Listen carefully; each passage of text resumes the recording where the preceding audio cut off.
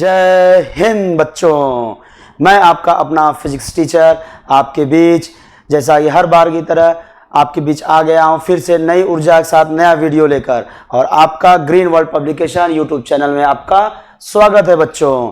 ठीक है, जैसा कि हम लोगों ने लास्ट लेक्चर में हम लोगों ने इस चैप्टर के पिछले क्वेश्चन किए थे, उसके बचे हुए क्वेश्चन को इस वीडियो में आपके लिए बीच फिर से लाया हूं। उस क्वेश्चन का आज हम लोग प्रैक्टिस किया जाएगा।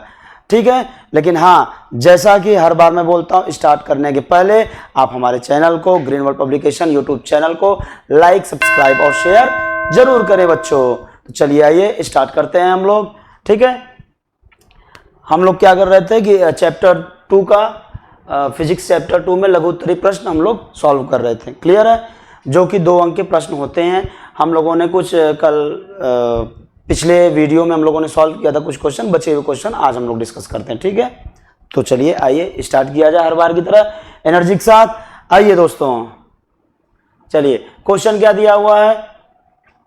क्वेश्चन नंबर 14 है, 2 माइक्रोकूलम माइक्रोफैरेड धारिता वाले कितने संधारित्र किस प्रकार संबंध किए जाएं कि उन्हें 75 माइक्रोकूलम आवेश देने पर संयोजन का विभवांतर 300 वोल्ट हो जाए। ठीक है, तो क्या दिया है क्वेश्चन में, धारिता दिया हुआ है कि इतनी धारिता कितने संधारित्र एक साथ संबंध किए जाएं, एक साथ रखे जाएं और किस प्रकार रखे जाएं कि उन्हें 70 माइक्रोकूलम आवेश देने पर संयोजन का जो विभवांतर होता है कितना हो जाए, 300 वोल्ट हो जाए। ठीक है, तो चलिए इसको ट्राई करते हैं हम लोग, देखते हैं कैसे होगा ये क्वेश्चन। ठीक है, आइए देखिए क्या दिया हुआ है, 2 माइक्रोफैरेड धारिता वाले कितने संधारित्र दिया हुआ है। अब देखिए, अगर देखा जाए कि उन्हें 75 माइक्रोकूलम आवेश देने पर संयोजन का विभवांतर 300 वोल्ट हो जाए, तो यहाँ पर अगर देखें कि हमारा जो नया संधारित्र बन रहा है, आज हमारा जो समायोजन बन रहा है उसका क्या है, 75 माइक्रोकूलम आवेश है और 300 उसके प्लेटों के बीच में क्या है, विभवांतर है। तो हम लोग देखते हैं उसका संधारित्र कितना हो सकता है, धारिता का मान कितना हो सकता है, उसको आइए हम लोग कैलकुलेट किया जाए। तो कुल संधारिता यानी टोटल, अगर कुल संधारिता की वैल्यू हम लोग C मान लें, C इक्वल टू क्या होता है दोस्तों, Q बाई V होता है। तो यहां से अगर इसकी वैल्यू निकालें तो क्या दिया है, 75 माइक्रोकूलम 10⁻⁻6 अपॉन में V कितना दिया है, 300 वोल्ट दिया है। ठीक है, तो इसको अगर हम लोग देखा जाए तो ये कितना आ जाएगा, 25/100। इसको ऐसे ही रहने देते हैं, माइक्रोकूलम दिया है माइक्रो में ही रहने देते हैं, और हमारा क्या आ जाएगा वैल्यू, 0.25 माइक्रोफैरेड। सी की वैल्यू क्या आ जाएगी, 0.25 माइक्रोफैरेड। यानी देखें कि जो समायोजन से जो प्रकार संबंध करने के बाद जो समायोजन बना है, संयोजन का विभवांतर 300 वोल्ट है, आवेश 75 माइक्रोकूलम है, तो उस पे कुल धारिता का मान कितना हो जाएगा, 0.25 माइक्रोफैरेड हो जाएगा, 0.25 माइक्रोफैरेड हो जाएगा। ठीक है, तो अब टोटल का हमें पता चल गया इतना है। ठीक है, और दिया है कि 2 माइक्रोफैरेड धारिता वाले कितने संधारित्र रखा जाए, 2 का रखना है, टोटल 0.25 आना चाहिए समायोजन के बाद, यानी इससे क्या है, इसकी वैल्यू कम आ रही है।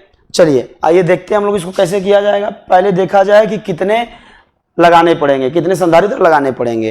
ठीक, तो 0.25 है, मान लीजिए n लगा रहे हैं तो कितना हो जाएगा, 2 हो गया। ठीक, सब माइक्रोफैरेड में ये भी दिया है, ये भी हमारा माइक्रोफैरेड में आ गया है। तो यहां पर देखिए n इसकी वैल्यू कितनी आ जाएगी, 2/0.25। ठीक, यहां से देखिए तो हमें वैल्यू कितनी मिल जा रही है, 8 आ जा रही है इसकी वैल्यू। n की वैल्यू कितनी आ जा रही है, 8 आ जा रही है, यानी 8 संधारित्र हमको लगाने पड़ेंगे। क्या लगाने पड़ेंगे, धारित्र कितने संधारित्र, 8 संधारित्र लगाने पड़ेंगे। किस तरीके से लगाएंगे, अब देखिए दोस्तों, श्रेणी क्रम होता है और समानांतर क्रम होता है। समानांतर क्रम में क्या होता है, जो कि संधारित्र अगर अलग अलग संधारित्र की धारिता जोड़ने पे जो नेट आता है वो क्या होता है, ज्यादा आता है इनिशियल वैल्यू से। और यहां पर देखें 2 है, हमको कम लाना है, यानी इसको अगर एक बार हम लोग श्रेणी क्रम में जोड़ के देखा जाए इसकी वैल्यू कितनी आती है, यानी हमको कितने संधारित्र यूज करने हैं, 8 यूज कर रहे हैं। ठीक, सबका कितना धारिता का मान दिया है, 2 माइक्रोफैरेड। तो इनको श्रेणी क्रम में हम जोड़ते हैं, मान लेते हैं 1/c हमारा क्या है, टोटल है, जो संयोजन बन रहा है उसकी धारिता है, तो 1/c इक्वल टू 1/2 प्लस क्या 1/2 क्या होता है श्रेणी क्रम में 1/c equal to 1/c1 plus 1 यही ना होता है 1/c2 प्लस 1/c3, इस तरीके से ऐड होता जाता है। ठीक है, तो यहां पर अगर ऐड करते हैं 1 यानी 1/c1, c1 की वैल्यू क्या है 2 है, यानी 2 माइक्रोफैरड के 8 हम लोगों को जोड़ना है श्रेणी क्रम में, तो 1/2 इनको हम 8 बार इस तरीके से जोड़ देते हैं। ठीक है, 1 2 3 4 हो गया, और इस तरीके से 8 बार ऐड करेंगे। ठीक, तो वैल्यू हमें क्या मिल जाएगा 8/2 आ जाएगा। 1/2 को 8 अगर 8 टाइम्स ऐड करेंगे तो क्या आ जाएगा 8/2 आ जाएगा, यानी 1/c इक्वल टू 2 4 जा 8, यानी 1/c की वैल्यू कितनी आ गई 4 आ गई। यानी यहां से अगर हम लोग c की वैल्यू देखें तो c की वैल्यू कितनी आ जाएगी, इसको यहां पे हम लोग कर ले रहे हैं।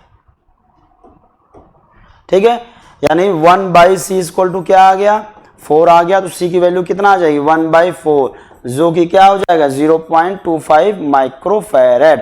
यानी कि अगर 2 माइक्रोफैरड धारिता वाले 8 संधारित्र को n इक्वल टू 8 संधारित्र को श्रेणी क्रम में संबंध किया जाए तो उन्हें 75 माइक्रोकुलाम आवेश देने पर संयोजन का विभवांतर 300 वोल्ट हो जाएगा।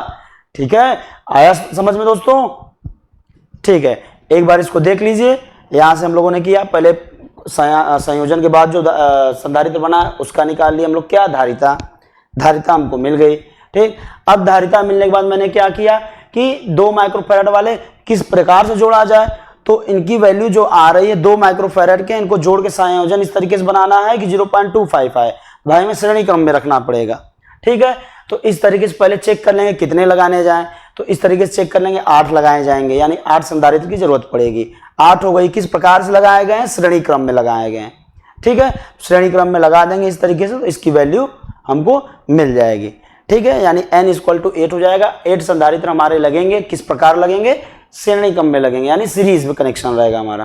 क्लियर है, चलिए देख लीजिए इसको, फिर नेक्स्ट क्वेश्चन पे आते हैं।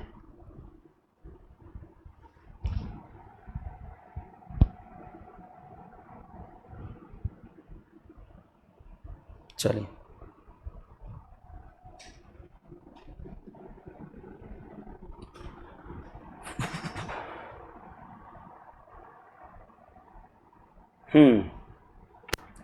क्या दिया है क्वेश्चन, 3 आवेश q plus q minus q समबाहु त्रिभुज के कोणों पर है जिसकी भुजा a है। ठीक है, निकाय की वैद्युत स्थितिज ऊर्जा ज्ञात कीजिए। क्या करना है, जिसकी भुजा a है निकाय की वैद्युत स्थितिज ऊर्जा ज्ञात करनी है। चलिए आइए तो हम लोग देखते हैं कि कैसे। एक समबाहु त्रिभुज है, ठीक है, समबाहु त्रिभुज यहां पे हम लोग बना दे रहे हैं। ये मान लेते हमारा क्या है समबाहु त्रिभुज है। ठीक, Q और माइनस Q रखे हुए हैं यहाँ पे। ठीक है, मान लेते हैं यहाँ पे क्या है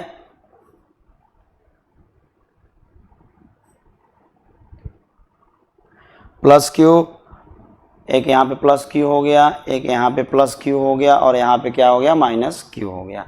ठीक है, कोनों पर रखें जिसकी भुजा क्या दिया हुआ है, इनकी भुजा A दिया हुआ है। निकाय की वैद्युत स्थितिज ऊर्जा ज्ञात कीजिए। यानी अगर पूरे निकाय की वैद्युत स्थितिज ऊर्जा की बात करें तो क्या होगा, हम लोगों ने पढ़ा था अगर किसी 2 बिंदु आवेश की वजह से स्थितिज ऊर्जा का मान हम लोगों ने पढ़ा था क्या होता है, U इक्वल टू क्या था K Q1 Q2 upon R आया था कि नहीं आया था, यानी इन दोनों के बीच की दूरी। ठीक, तो यहां पर अगर हम लोग देखें तो हमारे कितने बन रहे हैं, ये 2 बिंदु आवेश हो गए, ये हो गए और ये हो गए, यानी इनका समायोजन 3 का योजन बन रहा है। ठीक है, तो एक इसके वजह से होगा, एक इसके वजह से होगा, एक इन दोनों की वजह से होगा। क्लियर है, तो यानी यहाँ पे टोटल हमारा जो स्थितिज ऊर्जा आएगा निकाय की वैद्युत स्थितिज ऊर्जा क्या होगी, U1 होगी प्लस U2 होगी प्लस U3 होगी।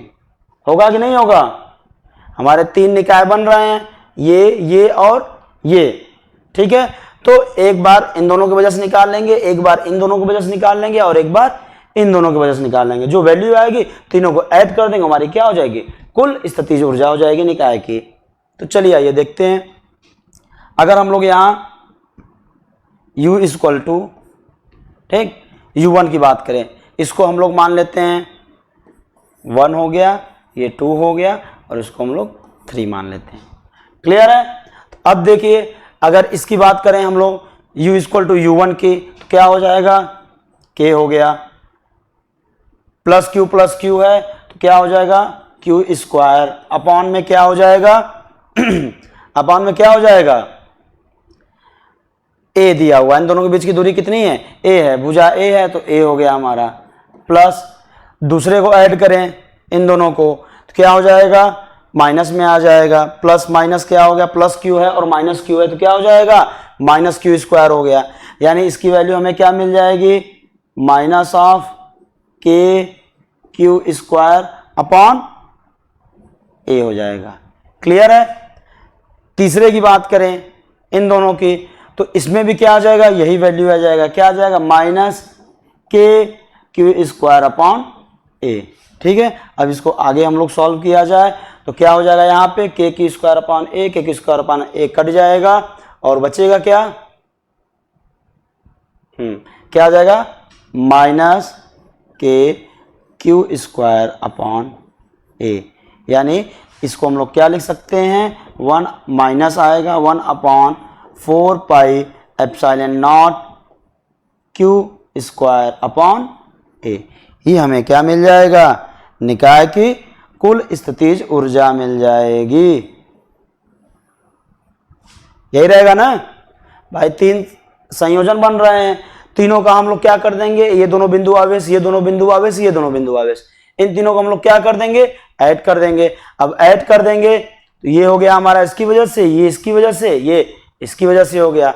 अब इसमें देखेंगे ये दोनों हमारा क्या हो जा रहा है, कैंसिल हो जा रहा है, तो हमें वैल्यू क्या मिल जाएगा, minus 1 upon 4 pi epsilon not q square upon a हो जाएगा। ठीक है। निकाय की वैद्युत स्थिति ऊर्जा क्या हो जाएगी, u equal to minus k q square by a हो जाएगा। ठीक है। चलिए इसको देख लीजिए, उसके बाद हम लोग नेक्स्ट क्वेश्चन पे डिस्कस करेंगे।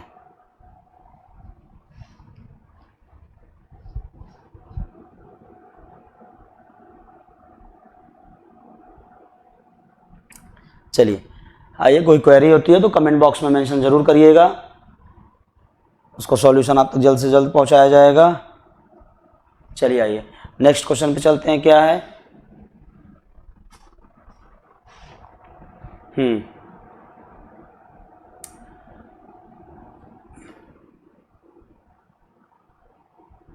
क्या दिया हुआ है, 1 इंटू 10⁻⁻6 कुलाम तथा -1 इंटू 10⁻⁻6 कुलाम के दो बिंदु आवेश परस्पर 2 सेंटीमीटर की दूरी पर स्थित हैं।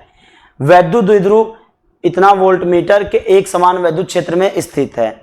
ठीक है। द्विध्रुव के स्थायी संतुलन में स्थितिज की ऊर्जा ज्ञात कीजिए। स्थायी संतुलन में स्थितिज ऊर्जा ज्ञात कीजिए, हम लोगों ने पढ़ा था। एक प्रकार से अगर देखें तो ये क्या है, ये प्लस क्यू है, ये हमारा क्या है माइनस क्यू है। यानी हमारा ये कैसा काम कर रहा है, द्विध्रुव का काम कर रहा है।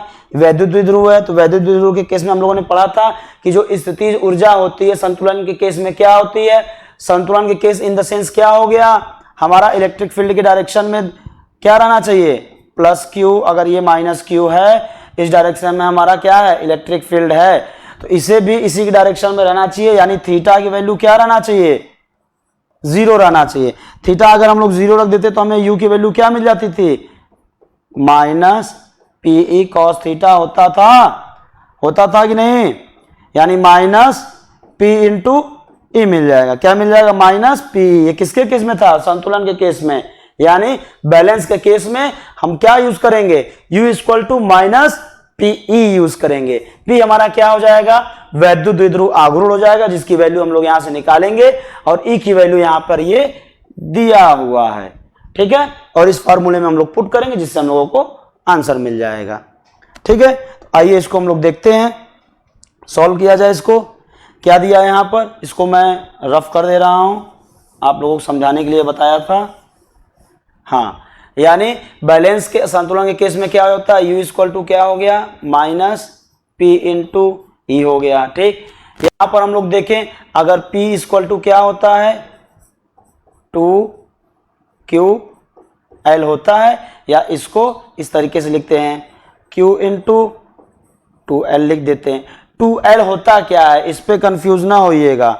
कि अगर ये लेंथ दिया है 2 सेंटीमीटर बीच की दूरी दिया है तो उसका 2 गुना कर दे। ये होता क्या है एक्चुअली, दोनों के बीच की दूरी होती है, उसके सेंटर से L और L हम लोग मानते हैं इसलिए 2L कर देते हैं। ठीक है, तो हमें यहाँ पे सीधे डायरेक्ट 2L की वैल्यू क्या दी हुई है, 2 सेंटीमीटर यानी 2 × 10⁻⁻2 मीटर दिया हुआ है। ठीक है, तो डायरेक्ट हम लोग क्या करेंगे, फॉर्मूले में इसकी वैल्यू रख देंगे, यानी P = क्या आ गया, Q हमारा कितना दिया है 1 × 10⁻⁻6 दिया है, और बीचों उनके बीच की दूरी कितना दिया है 2 सेंटीमीटर यानी 2 × 10⁻⁻2 मीटर। इसको हम लोग सॉल्व करेंगे तो क्या मिल जाएगा, P की वैल्यू मिल जाएगी। P क्या हो जाएगा 2 × 10⁻⁸।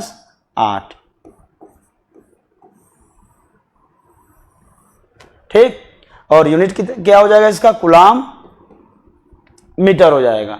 क्लियर है, तो चलिए ये हमें P की वैल्यू यहां मिल गई, P की वैल्यू मिल गई, और E की वैल्यू हमको दिया हुआ है, E की वैल्यू हमको दिया हुआ, ये मेंशन है यहाँ पे, ये क्या है E की वैल्यू दिया हुआ है। तो हम लोग सीधे क्या करेंगे, फर्स्ट फॉर्मूले में हम लोग पुट कर लेंगे इसको, यानी U =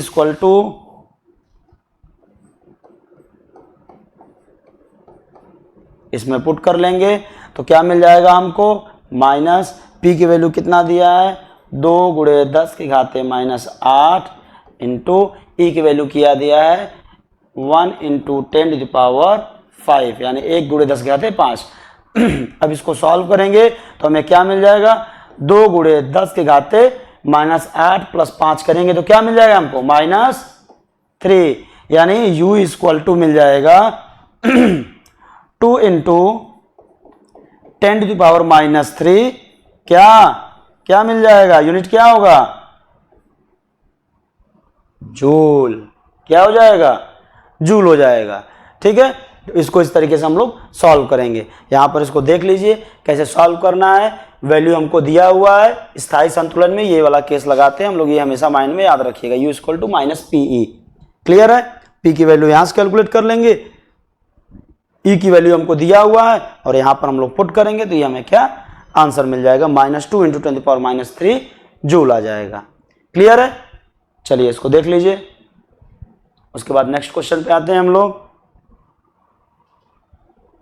ये लघु उत्तरीय प्रश्न आपके 2 अंक के चल रहे हैं। ठीक है, इसको खत्म किया जाएगा, इसके बाद हम लोग 3 अंक के जो लघु उत्तरीय प्रश्न आते हैं उस पर डिस्कस किया जाएगा, यानी बहुविकल्पी, अति लघु, लघु उत्तरीय, दीर्घ उत्तरीय, सारे क्वेश्चन को हम लोग बारी बारी से स्टूडेंट सॉल्व किया जाएगा। ठीक है, कोई भी क्वेरी हो आप कमेंट बॉक्स में जरूर मेंशन कीजिए, कुछ भी छूटेगा नहीं, ये मेरी जिम्मेदारी है। क्लियर है, चलिए नेक्स्ट क्वेश्चन पे आते हैं हम लोग। गले में दिक्कत क्या होता है, क्या दिया है, संधारित्र किसे कहते हैं, संधारित्र की धारिता परिभाषा दीजिए। अब देखिए ये हमारा क्या है, थ्योरी क्वेश्चन है। ठीक है, ये आपको लर्न करना पड़ेगा, क्योंकि मैंने पहले क्लास में मैंने क्या किया था, आपको समझाया था कि संधारित्र होता क्या है, संधारित्र की धारिता क्या होती है। ठीक है, इन सारी चीजों को मैंने समरी में डिस्कस कर चुका था, लेकिन आज एक बार शॉर्ट में एक बार आपको फिर से समझा देता हूं, बाकी आप इसको बुक से अच्छे से प्रिपेयर कर लीजिएगा। ठीक है, बाकी यहां पे आपको एक बार समझा दिया जा रहा है पूरी चीजों को। क्लियर है, देखिए संधारित्र किसे कहते हैं, संधारित्र किसे कहते हैं, किसे कहा जाता है बताइए। संधारित्र, संधारित्र देखिए संधारित्र क्या होता है, संधारित्र यानी कैपेसिटर। संधारित्र एक प्रकार का समायोजन है, क्या है, एक प्रकार का समायोजन है। कैसा समायोजन है उसको हम लोग देखते हैं। संधारित्र एक समायोजन होता है जिसमें कि उसके आकार को बदले बिना, किसके आकार को, चालक के आकार को। संधारित्र एक प्रकार का समायोजन है जिसमें चालक के आकार को या आकृति को बदले बिना उसकी धारिता को बढ़ाया जाता है, उसकी धारिता को बढ़ाया जा सकता है। धारिता को बढ़ाना इन द सेंस क्या हो गया, उस पर आवेश को एकत्रित करना। ठीक है, तो उसी को हम लोग धारिता संधारित्र बोलते हैं। संधारित्र होता है क्या, एक प्रकार का समायोजन होता है जिसमें किसी चालक के आकार को बदले बिना उसकी धारिता को बढ़ाया जा सकता है। ठीक है, धारिता को बढ़ाया जा सकता है, उसी को हम लोग क्या बोलते हैं, संधारित्र बोलते हैं।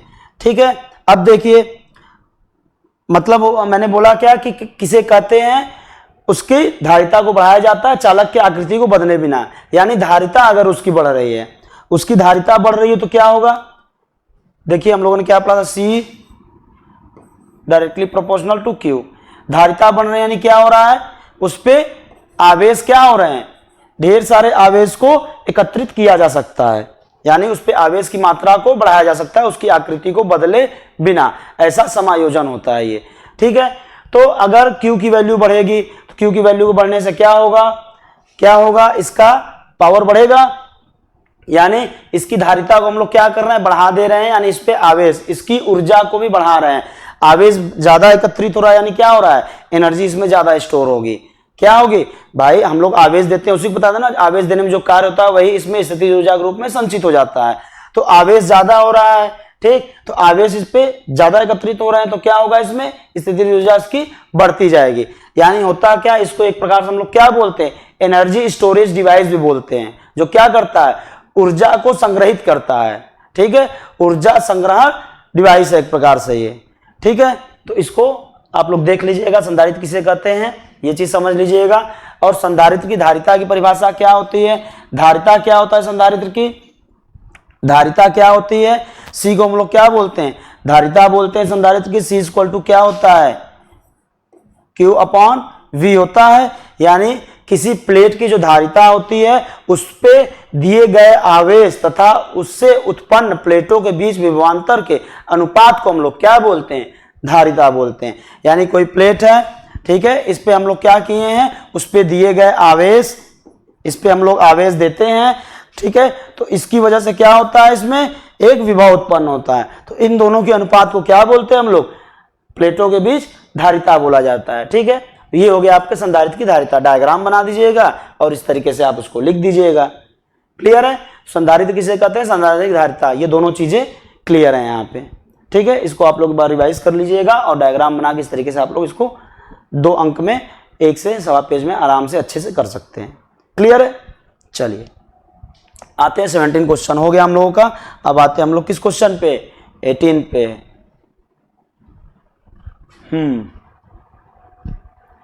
समानांतर प्लेट, एक समांतर प्लेट संधारित्र की धारिता किन किन राशियों पे निर्भर करती है। तो चलिए ये देखते हैं किन किन राशियों पे। हमने पढ़ा था समांतर प्लेट संधारित्र की धारिता का फॉर्मूला क्या आया था, C equal to epsilon naught A upon D। ठीक, या एप्सिलॉन नॉट क्या हो गया, ये निर्वात के लिए हो जाता है विद्युतशीलता, इसको हम लोग इस तरीके से भी लिख सकते हैं, परावैद्युतांक के साथ ये होता है। ठीक है, यानी किस पे डिपेंड करता है, पहला C क्या हो गया, डायरेक्टली प्रोपोर्शनल टू K हो गया, यानी क्या हो गया, परावैद्युतांक पर निर्भर करता है, यानी माध्यम पे निर्भर करता है, माध्यम के परावैद्युतांक पर निर्भर करता है। कैसे, डायरेक्टली प्रोपोर्शनल नहीं, समानुपाती होता है। ठीक है, दूसरा क्या हो जाएगा, दूसरा यहां पे क्या है, उसके प्लेट के क्षेत्रफल पे निर्भर करता है, C directly proportional to A, plate के क्षेत्रफल पे निर्भर करता है।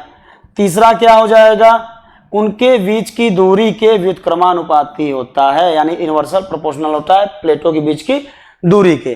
तो एक समांतर प्लेट की संधारित्र की धारिता किन किन राशियों पर निर्भर करती है, तो इसको आप लोग इस तरीके से बता के ये 3 पॉइंट लिखेंगे, इन तीनों पॉइंट को क्या करेंगे, आप डिस्क्राइब करेंगे। ठीक है, कि C क्या होता है, माध्यम पे निर्भर करता है, यानी अगल बगल प्लेट के बीच का माध्यम क्या है, उसकी परावैद्युतांक का मान कितना है, और प्लेटों का क्षेत्रफल कितना है, और उनके बीच की दूरी के व्युत्क्रमानुपाती होता है, उनका बीच का दूरी कितना है उसके क्या होता है, व्युत्क्रमानुपाती होता है। ये 3 पॉइंट लिख के इनको आप डिस्क्राइब कर देंगे। क्लियर है, तो इसको देख लीजिए, यानी किन किन राशियों पर निर्भर करती है, ये तीनों राशियों पर निर्भर करती है। चलिए देख लीजिए इसको।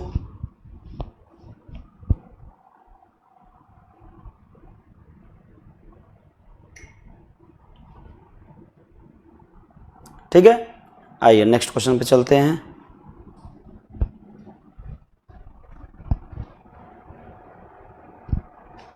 बहुत बढ़िया क्वेश्चन है। 2 संधारित्र जिनकी धारिताएं क्रमशः दी हुई हैं, श्रेणी क्रम में जुड़े हैं, उनकी तुल्य धारिता क्या होगी। श्रेणी क्रम में जोड़ने पर तुल्य धारिता का मान कैसे निकलता है, क्या फार्मूला आता है। अगर श्रेणी क्रम में जुड़े रहते हैं 2 संधारित्र तो उनकी तुल्य धारिता क्या होती है, हम लोग कैसे निकालते हैं, 1/C equal to 1/C1 plus 1/C2, इस तरीके से बढ़ता जाता है। ये किस में है, श्रेणी क्रम में है। श्रेणी क्रम में जुड़े हुए हैं, ठीक है, सीरीज कनेक्शन है। तो ये सी हमारा तुल्य धारिता हो गया, ये दोनों की अलग अलग धारिता हो गई। तो इसकी वैल्यू हम लोग निकाल लेते हैं, सबकी वैल्यू दिया हुआ है 1 माइक्रोफैरड में ही निकाल लेते हैं इसकी वैल्यू 20 प्लस 1/30। इसका एलसीएम लेंगे तो क्या आ जाएगा 60 हो जाएगा, 2 3 हो जाएगा यहाँ पे, प्लस 2 हो जाएगा यहाँ पे, यानी 1/c इक्वल टू क्या आ जाएगा 5/60, या इसको हम लोग क्या लिख सकते हैं 1/12 1/12 हो जाएगा। यानी वैल्यू क्या आ जाएगी यहाँ से अगर हम लोग देखेंगे तो 1/c इक्वल टू 1/12, यानी c इक्वल टू क्या आ जाएगा 12 माइक्रोफैरेड। आसानी से हमको वैल्यू मिल जाएगी। यानी समायोजन का तरीका आपको पता रहना चाहिए कि श्रेणी क्रम में कैसे जुड़ता है, ठीक है। 20 और 30 दिए हुए हैं, 1/20 हो गया, 1/30 हो गया। इन दोनों का एलसीएम ले लिए, लसापा ले लिए हम लोग, 20 30 60 हो गया, 3 + 2 5/60 यानी 1/12 क्या आ गया 12 माइक्रोफैरेड आ गया। क्लियर है। चलिए इसको देख लीजिए आप लोग कैसे करना है। यानी श्रेणी क्रम में इस पे कुछ क्वेश्चन जैसे आपको जैसे ये दे दिए हुए हैं, बता देगा श्रेणी क्रम में समानांतर क्रम में कुछ क्वेश्चन इस पे बनते हैं, डायग्राम आपको बना देगा, ठीक है, सर्किट डायग्राम बना देगा, उसमें आपको निकालना रहेगा कौन श्रेणी क्रम में है कौन समानांतर क्रम में, सबका मान दिया रहेगा, सबकी अलग अलग वैल्यू निकालेंगे। वहां पे भी तुल्यधारिता निकालने के लिए आपको दे दिया जाता है। क्लियर है। तो वो ऐसा क्वेश्चन दीर्घ उत्तरीय प्रश्न में मिलेगा, अभी हम लोगों को उसको सॉल्व किया जाएगा, ठीक है। चलिए आइए नेक्स्ट क्वेश्चन पे चलते हैं हम लोग। Question number 20। क्या दिया है, एक गोलाकार चालक की त्रिज्या दी हुई है, इसकी धारिता तथा आवेश की गणना कीजिए जिससे इसका विभव कितना हो जाए 1000 वोल्ट हो जाए। यानी क्या दिया, एक गोलाकार चालक है जिसकी त्रिज्या दिया हुआ है, इसकी धारिता तथा इस पे आवेश निकालना है कि इसका विभव कितना हो जाए 1000 वोल्ट आ जाए, ठीक है। तो चलिए इसको हम लोग देखते हैं कैसे किया जाएगा। पहले हम लोग क्या निकालते हैं, धारिता निकालते हैं। तो किसी गोली चालक की धारिता का फार्मूला क्या था दोस्तों, क्या था बताइए जल्दी जल्दी। C = 4πε0 R, इनका रेडियस गोली चालक का त्रिज्या क्या थे। तो यहां से हम लोगों को क्या करेंगे, इसकी वैल्यू निकाल लेंगे। 4πε0 R की वैल्यू क्या दिया है 9 सेंटीमीटर, यानी क्या हो गया 9 × 10⁻² मीटर। और एक चीज हम लोग जानते हैं कि 1/4πε0 की वैल्यू क्या होती है 9 × 10⁻9 होता है। तो 4π है तो इसकी वैल्यू क्या हो जाएगी उल्टा हो जाएगा, यहाँ पे 9 × 10⁻9 × 10⁻²। 9 से 9 आपका क्या हो गया चला गया घर, ऊपर क्या हो जाएगा -2 × 10⁻9, तो क्या आ जाएगा यहाँ पे 10⁻7 आ जाएगा। ये इसको हम लोग क्या लिख सकते हैं, अगर लिखना चाहें तो इसको हम लोग, हाँ यही रहेगा 10⁻7 नहीं, सही है, ठीक। क्या हो जाएगा इसका यूनिट फैरेड, ठीक है। तो इसको हम लोग इस तरीके से लिख सकते हैं, ठीक। तो यानी क्या हो गया, इसकी धारिता की वैल्यू क्या है, C = 4πε0, ये वैल्यू होती है 9 × 10⁻9। एक सेकेंड, इसकी वैल्यू कितनी होती है 9 × 10⁻9 होती है, आप लोग भी नहीं बता रहे हैं, ठीक है। तो यहाँ क्या हो जाएगा, अगर इसकी वैल्यू हम लोग यहाँ पे रखेंगे तो 1/4π9 × 10⁻9 होती है, -9 कर दिया मैंने। तो यहाँ क्या हो जाएगा 4π का निकालना है तो 1/9 × 10⁻9 आ जाएगा। यहाँ क्या हो जाएगा 9 × 10⁻², ये इससे कैंसिल हो जाएगा, ये ऊपर आएगा तो क्या हो जाएगा 10⁻² × 10⁻9, तो ये क्या हो जाएगा 10⁻11, या इसको हम लोग क्या लिख सकते हैं, अगर 10⁻⁵ × -6 लिख दें तो क्या हो जाएगा यहाँ से, अगर इसको हम लोग आगे देखें तो इसकी वैल्यू क्या हो जाएगी, 10⁻⁻5 माइक्रोफैरेड आ जाएगा इक्वल टू C। ये क्या हो जाएगा, धारिता का मान आ जाएगा। ठीक है, तो यहाँ से इसकी वैल्यू इस तरीके से हम लोग फॉर्मूला ये रहेगा, आप कैलकुलेशन इस तरीके से करके इसकी वैल्यू निकाल लेंगे। ठीक है, तो ये हमें क्या मिल गया, यहाँ पे धारिता मिल गया। अब जब धारिता मिल गए तो आवेश हम लोग आसानी से निकाल लेंगे।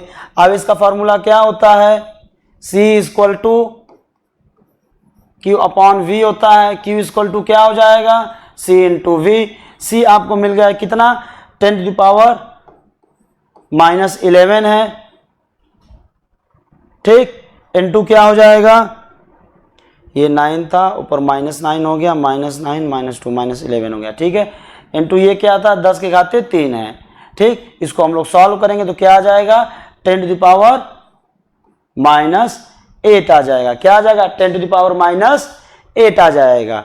ठीक है, इसको हम लोग क्या लिख सकते हैं, 10⁻2 इंटू 10⁻6, यानी ये क्या हो जाएगा, 0.01 माइक्रो कूलम।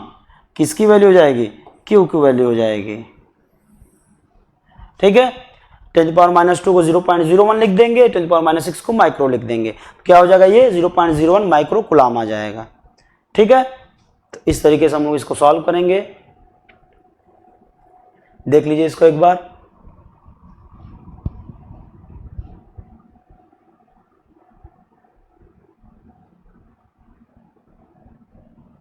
ठीक है, तो गोलाकार का आपको फॉर्मूला पता रहना चाहिए। गोली चालक का संधारित्र धारिता कैसे निकालते हैं, धारिता निकल गई तो C equal to Q/V, Q equal to CV से हम लोग इसका आवेश की गणना कर लेंगे। ठीक है, तो ये हमारा क्या आ जाएगा, इस तरीके से कूलम का वैल्यू आ जाएगा। ठीक है, चलिए देख लीजिए इसको, आते हैं इसके बाद नेक्स्ट क्वेश्चन पे हम लोग चलते हैं, क्वेश्चन नंबर 21 पर। हाँ, क्या दिया है क्वेश्चन नंबर 21, एक 6 माइक्रोफैरेड के संधारित्र का विभवांतर 10 वोल्ट से 20 वोल्ट कर देने पे उसकी स्थितिज ऊर्जा में वृद्धि की गणना कीजिए। स्थितिज ऊर्जा में क्या हो रहा है, वृद्धि हो रही है। क्या किया है, क्यों, 6 माइक्रोकूलम फैरेड धारिता दिया हुआ है, 10 वोल्ट से 20 वोल्ट हो गया, यानी इसका विभवांतर 10 से 20 हो गया है विभव, तो उसकी स्थितिज ऊर्जा में क्या होगी, वृद्धि होगी। वही वृद्धि हमको क्या करना है, निकालना है। तो स्थितिज ऊर्जा में वृद्धि क्या हो जाएगी, यहाँ पर V हमको पता है और क्या पता है, C पता है। ठीक, तो हमारा फॉर्मूला क्या हो जाता है, C इक्वल टू,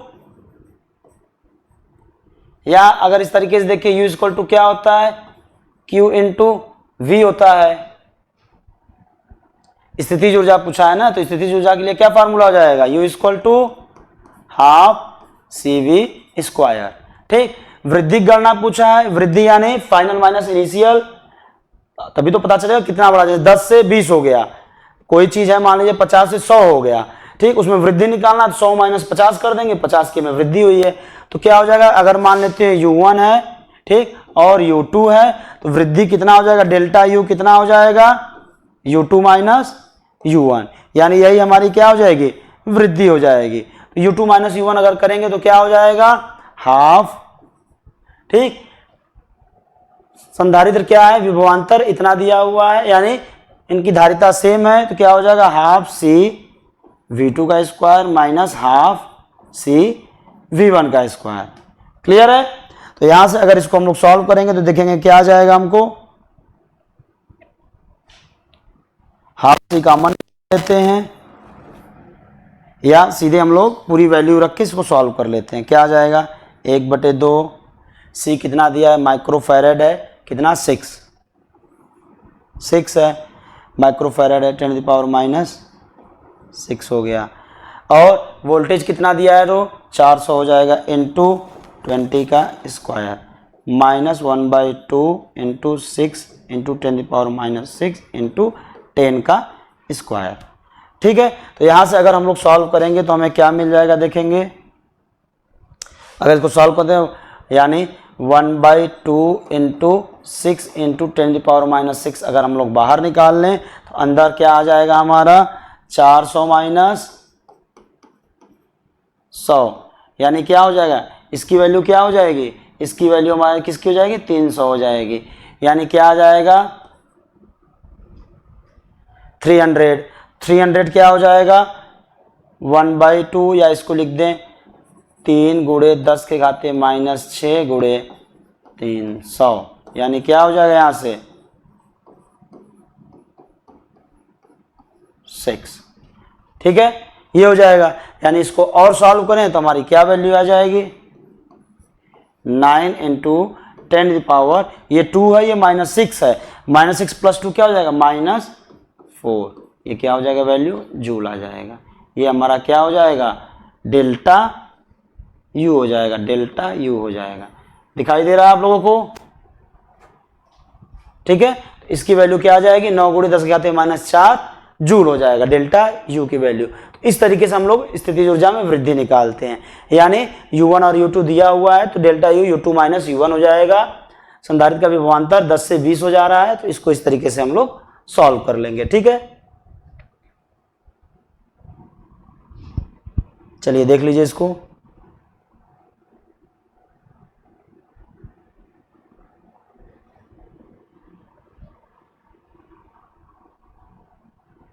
आप इस तरीके से यहाँ पे वैल्यू निकाल लेंगे, 300 9 × 10⁻⁴ जूल आ गया। क्लियर है?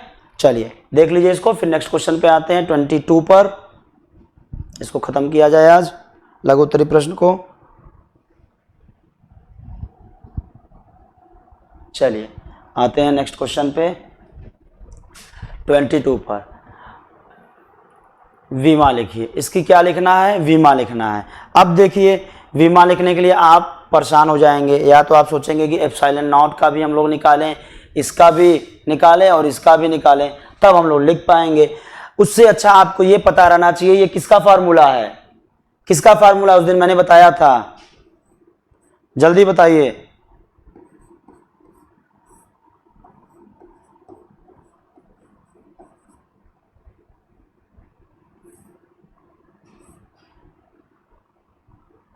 मैंने क्या बताया था उस दिन, किसका फार्मूला है, ऊर्जा घनत्व का। किसका है, ऊर्जा घनत्व। इसको हम लोग ऊर्जा घनत्व बोलते हैं, एनर्जी डेंसिटी। क्या हो जाता है ऊर्जा घनत्व, ऊर्जा प्रति एकांक आयतन, प्रति एकांक आयतन पे कितना ऊर्जा है। तो ऊर्जा घनत्व क्या हो जाएगा, एनर्जी अपॉन में वॉल्यूम हो गया। तो अगर हम लोग देखें एनर्जी का कितना हो जाएगा, एनर्जी को हम लोग क्या लिखते हैं, एफ, एनर्जी हमारा क्या हो गया, वर्क हो गया एक प्रकार से, यानी एफ इंटू क्या हो गया, आर हो गया, अपॉन में एल क्या हो, वॉल्यूम क्या हो जाएगा, मान लीजिए आर क्यूब हो गया हमारा। यही तो होगा भाई, हमारी ऊर्जा हो जाएगी बल गुणे विस्थापन कार्य के बराबर। ठीक है, अपॉन में आयतन क्या हो जाएगा, मीटर क्यूब हो जाएगा। ठीक है, तो ये क्या आ जाएगा, फोर्स का हमें पता होता है, क्या होता है, MLT-2 होता है। क्या होता है, MLT-2 होता है। इनटू यहाँ क्या हो जाएगा, एक L हो जाएगा, यहाँ पे क्या हो जाएगा, L क्यूब हो जाएगा। यहां से और यहां से एक अगर L को कैंसिल करें तो यहां क्या बचेगा, M L के पावर -1 T के पावर -2। ये हमारा क्या हो जाएगा, इसका विमा हो जाएगा। ये 2 L थे, नीचे 3 है, 2 कैंसिल हो जाएंगे, एक ऊपर चला जाएगा, ML के पावर -1 हो जाएगा और T के पावर -2 हो जाएगा। तो ये हमें अगर पता रहेगा कि क्या है, ये ऊर्जा घनत्व का फॉर्मूला है, ये ऊर्जा घनत्व का सूत्र दिया हुआ है। तो ऊर्जा घनत्व हमें पता है, ऊर्जा प्रति एकांक आयतन, यानी ऊर्जा अपान में आयतन हो गया। और ये हमारा ऊर्जा का विमा सूत्र ये होता है और आयतन का ये होगा। इन दोनों को सॉल्व करेंगे तो क्या हो जाएगा, हमें विमा मिल जाएगा। यानी डायरेक्टली लिख देंगे, इस राशि का विमा लिखिए तो ये हमारा क्या हो जाएगा, विमा हो जाएगा। क्लियर है? चलिए देख लीजिए इसको। फिर आइए नेक्स्ट क्वेश्चन पे चलते हैं। चलिए 23 पर आते हैं हम लोग। कैथोड किरण नलिका में एक इलेक्ट्रॉन विरामावस्था से इलेक्ट्रोड से चल के दूसरे इलेक्ट्रोड पर इतने वेग से पहुंचता है, तो इलेक्ट्रोडों के बीच विभवांतर की गणना कीजिए। बहुत बढ़िया क्वेश्चन है, दिमाग लगाने वाला क्वेश्चन है। इसमें देखिए क्या होता है, अगर मान लीजिए क्या है, कैथोड किरण नलिका है, एक इलेक्ट्रॉन विरामावस्था से इलेक्ट्रोड चलकर दूसरे इलेक्ट्रोड पे जाता है। मान लीजिए ये इलेक्ट्रोड है, यहाँ से चलकर इलेक्ट्रॉन इस तरीके से यहाँ पे मूव कर रहा है, किस स्पीड से, 10⁷ मीटर पर सेकेंड से चल रहा है। ठीक, तो इलेक्ट्रोडों के बीच विभवांतर ज्ञात कीजिए। अच्छा एक चीज देखिए, अगर ये v स्पीड से चल रहा है तो उसके पास कौन सी ऊर्जा होगी, स्थितिज होगी या गतिज ऊर्जा होगी, बताइए कौन सी ऊर्जा होगी भाई? स्थितिज ऊर्जा कब होती है? जब एक ऊंचाई पर होती है, रुकी हुई पे रहता है स्थितिज ऊर्जा। गतिज ऊर्जा किसमें हुआ रहेगा? जब वो मूव कर रहा है, उसके बाद एक वेलोसिटी है, किसी एक चाल से वो क्या है, त्वरित है, तो क्या होगा वहां पे? गतिज ऊर्जा आ जाएगी। ठीक, तो हम जानते हैं वर्क क्या होता है, चेंज इनटू काइनेटिक एनर्जी। कार्य क्या होता है? गतिज ऊर्जा में परिवर्तन एक प्रकार से। तो हम लोग क्या यहाँ पे वर्क को गतिज ऊर्जा लिख सकते हैं, हाफ mv² लिख सकते हैं, इसको लिख सकते हैं कि नहीं? गतिज ऊर्जा क्या होती है? हाफ mv² होता है। ठीक, अब देखिए यहाँ पे ये हमारा कार्य किसके बराबर होगा? कार्य कौन सा होगा भाई? चार्ज मूव करा रहे हैं तो क्या होता है? विभव हमारा आता है। चार्ज मूव कराएंगे तो विभव आता है हमारा। तो विभवांतर जब आएगा तो विभवांतर क्या हो जाता है? कार्य विभवांतर रिलेशन क्या होता है? W इक्वल टू क्या हो जाता है? Q into V। यहाँ क्या हो जाएगा? Q इंटू ये V। एक प्रकार से इसको V को विभवांतर बोल दे रहे हैं। और यहाँ क्या हो जाएगा? Half mv²। अब देखिए कैलकुलेट कैसे करेंगे? इलेक्ट्रॉन जा रहा है तो इसकी वैल्यू हमें पता है। ठीक, ये हमको क्या करना है? निकालना है। और मास ऑफ इलेक्ट्रॉन हमें पता है, इलेक्ट्रॉन का द्रव्यमान कितना होता है।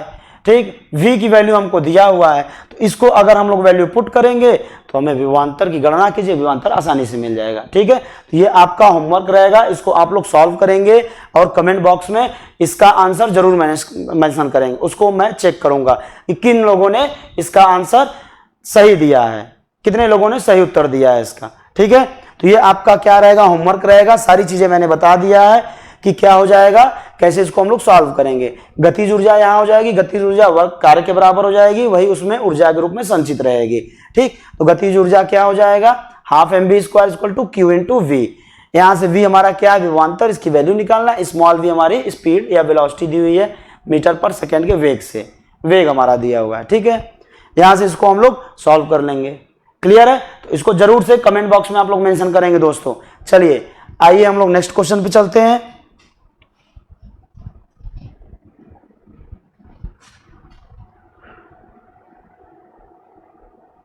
अब देखिए क्या दिया है कि 2 माइक्रोफैरेड तथा 3 माइक्रोफैरेड धारिता वाले 2 आवेश चालकों को आपस में संयोजित करने पर आवेश का बंटवारा किस अनुपात में होगा? यानी धारिता दिया है, धारिता का अनुपात पता है, आवेश का पूछा हुआ है। तो यहां अगर हम लोग देखें, मान लेते हैं एक C1 है और दूसरा C2 है। C1/C2 क्या हो जाएगा? C1/C2 क्या हो जाएगा? 2/3 माइक्रोफैरेड है तो कोई दिक्कत नहीं है, यानी 2 और 2/3 का रेशियो रहेगा इसमें। ठीक, अब हम लोग देखें C यानी धारिता और आवेश में क्या रिलेशन होता है, तो वहां से हम लोग चाहेंगे, एक की पता है दूसरे का अनुपात निकाल लेंगे। तो हम लोग देखते हैं C क्या होता है? डायरेक्टली प्रोपोर्शनल, समानुपाती किसके होता है? Q के होता है भाई। C इक्वल टू Q/V होता है, ये फार्मूला भी हमें पता है। ठीक है, ये इसके समानुपाती होता है। यानी अगर हम लोग फार्मूला बनाए तो C1/Q1 इक्वल टू क्या हो जाएगा? C2/Q2, क्योंकि यहां से क्या हो जाएगा? C/Q हमारा एक प्रकार से क्या हो जाएगा? कांस्टेंट रहेगा, नियत रहेगा, किसी नियतांक के बराबर होगा। तो C1/Q1 को C2/Q2, यानी अगर यहां से देखें तो C1/C2 इक्वल टू क्या हो जाएगा? Q1/Q2। तो यहां देख रहे हैं दोनों का अनुपात बराबर आ रहा है, तो यानी C1/C2 पता है, तो Q1/Q2 क्या हो जाएगा? इसका भी अनुपात 2/3 हो जाएगा, 2:3 का रेशियो हो जाएगा इस तरीके से। ठीक है, तो कितना आसान क्वेश्चन था, देख के आप लोग घबरा जाते हैं, धारिता दिया हुआ, आवेश पूछा हुआ और कुछ दिया ही नहीं, वो दिया ही नहीं, कैसे निकालेंगे? तो इसमें क्या करना है? अनुपात निकालना है। अनुपात निकालने के लिए C1 C2 का अनुपात हमको पता चल गया है, दिया हुआ है, कैसे होगा? तो C और Q में, धारिता और आवेश में हम लोग देख लेंगे क्या रिश्ता है, रिलेशन निकाल के उनका हमें पता चल जाएगा कि क्या होता है, समानुपाती होता है। इस तरीके से हम लोग फार्मूला बना के और ये रेशियो निकाल लेंगे। ठीक है दोस्तों, चलिए आइए, चलिए अब हम लोग क्या करते हैं, इतने पे हम लोग इसको समाप्त किया जाता है, लघु उत्तरीय प्रश्न आपके। ठीक है, और बाकी इसमें आपके जो 2 क्वेश्चन और हैं, इसको हम लोग आपका दीर्घ उत्तरीय प्रश्न में इसको हम लोग डिस्कस करेंगे, इन दोनों क्वेश्चनों को। ठीक है, 25 और 26 आप लोग जरूर याद दिलाएगा और मुझे याद भी रहेगा। इसको हम लोग दीर्घ उत्तरीय प्रश्न जब करेंगे या 3 नंबर वाले लघु उत्तरीय प्रश्न करेंगे तो इसमें इसको आज हम लोग उसमें डिस्कस किया जाएगा। ठीक है, तो आज के लिए इतना, धन्यवाद दोस्तों।